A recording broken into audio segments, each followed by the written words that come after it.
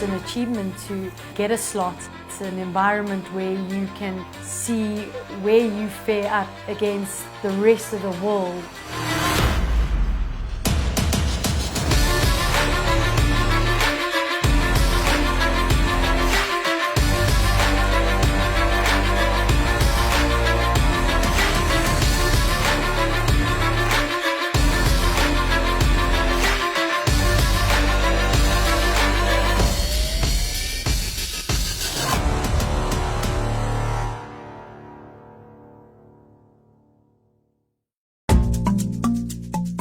Roxy Coetzee-Turner lives in Johannesburg, the largest city in South Africa.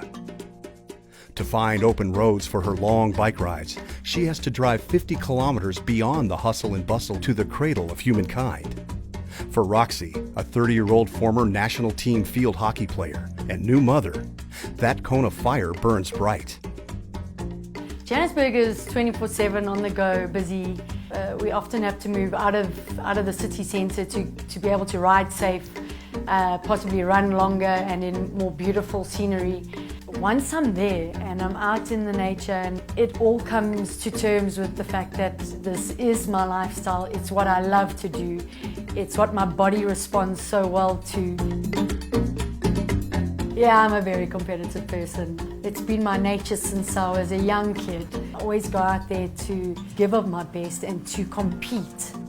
I'm in the physical fitness industry and I enjoy helping people feel good, look good, and hopefully aspire them to be able to do things that they don't believe they can do. This year, when Roxy toes the line in Nelson Mandela Bay, she'll compete in the female 30 to 34 age group. That means tougher competition with faster times. She'll need to finish in the top 4 of her age group with a goal time under 10 hours and 30 minutes. After a back injury ended her career as a field hockey player on the South African national team in 2011, Roxy found IRONMAN. Now, with 2 part-time jobs and a family, Roxy's challenge, like many other IRONMAN athletes, is finding balance.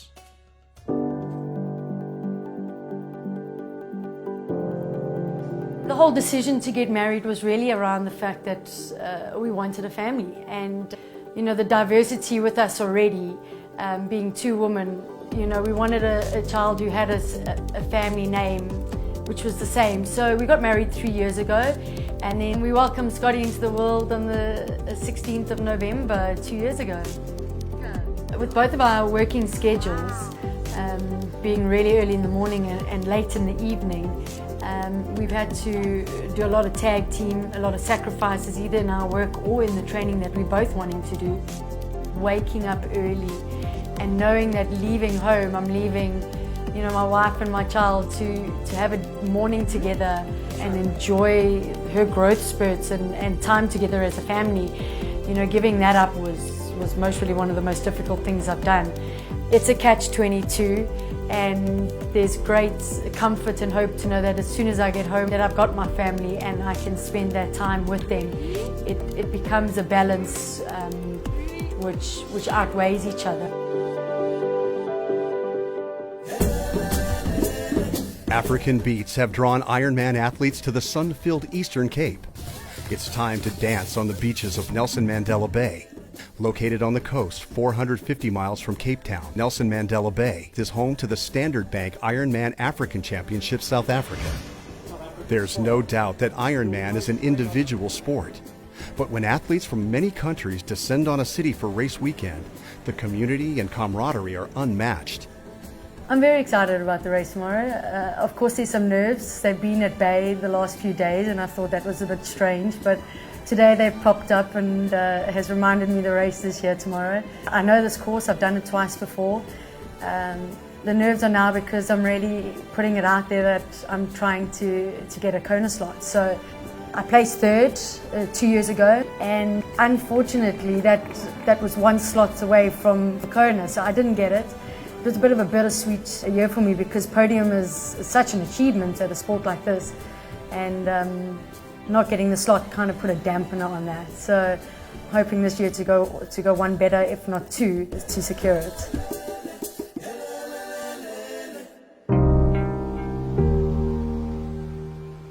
It's race morning, the calm before the storm.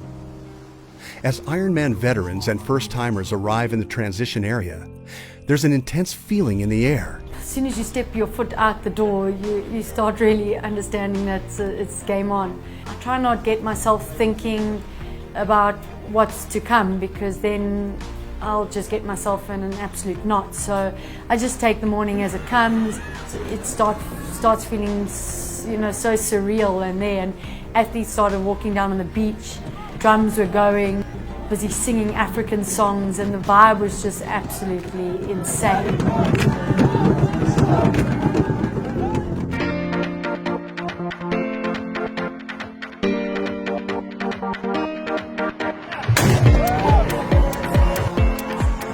Over 1,700 pro and age group athletes begin the 2.4-mile swim in Nelson Mandela Bay.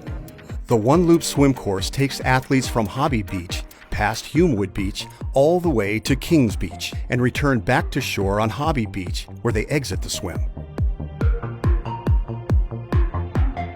Soon after the pro men and women exit the water come the faster age group swimmers, which includes Roxy. With the 58:35 swim, that's well under her goal time. She's sitting in first place in her age group. Roxy spends 2 minutes 26 seconds in transition and holds her lead. She's right where she wants to be. The Standard Bank Ironman African Championship South Africa bike course is arguably one of the most spectacular on the Ironman World Circuit. Athletes will complete two 60-mile loops starting in town on Marine Drive. Roxy is riding strong. Early in the bike, she's hitting an average speed of 19 miles per hour. It's a pace she knows she can hold for 6 hours. Unfortunately, some females in her age group are riding faster. In the first 20 miles, she's already dropped to third place. It didn't feel the best I felt on my bike. It must have taken me a good 30-odd kilometers to feel like I was getting into it, which is quite different. I normally push out quite hard and have to hold back, where it felt the reverse here. As soon as you're hitting those distances and you've been out there for 150 Ks, it becomes mentally tough as well to try and keep the legs going at a pace that's going to get you that average up. So I really struggled.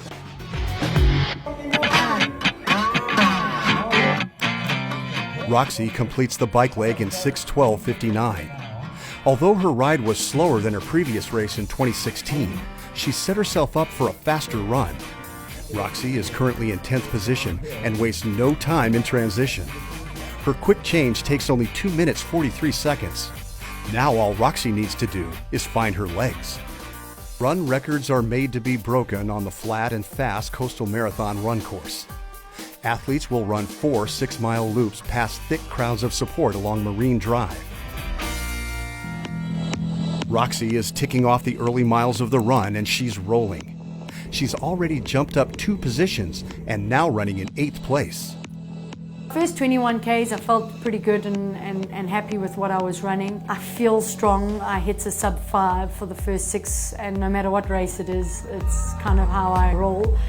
And then my hips just started aching, and I knew, something was going to happen. What was it going to be? And unfortunately, it was my hips.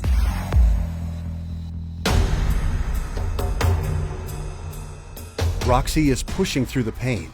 The body wants to stop, but the mind is saying go. She's in 7th place now in her age group, and she'll need to finish in the top 4 to qualify for Kona. 8-time Ironman World Champion Paula Newby-Fraser has said before that there will be a time in Ironman where you'll ask yourself, why am I doing this? And you'd better have the answer.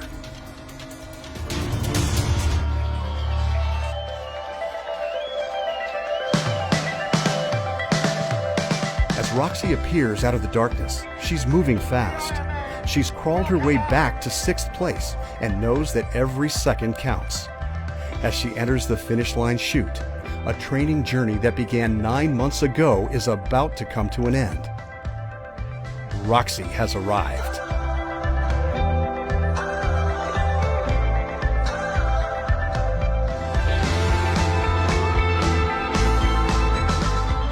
Every time you come back here, you realize how hectic it is, how hard it is, what it puts your body through. So to finish that line is just absolutely incredible. I wouldn't take any negative out of it. I love it, and it's the best feeling in the world running on that red carpet.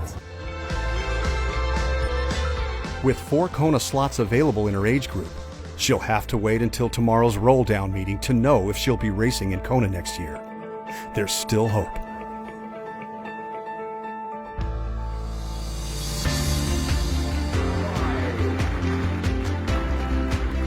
Roxy and her family will have to wait for another day to celebrate. Her quest for Kona continues.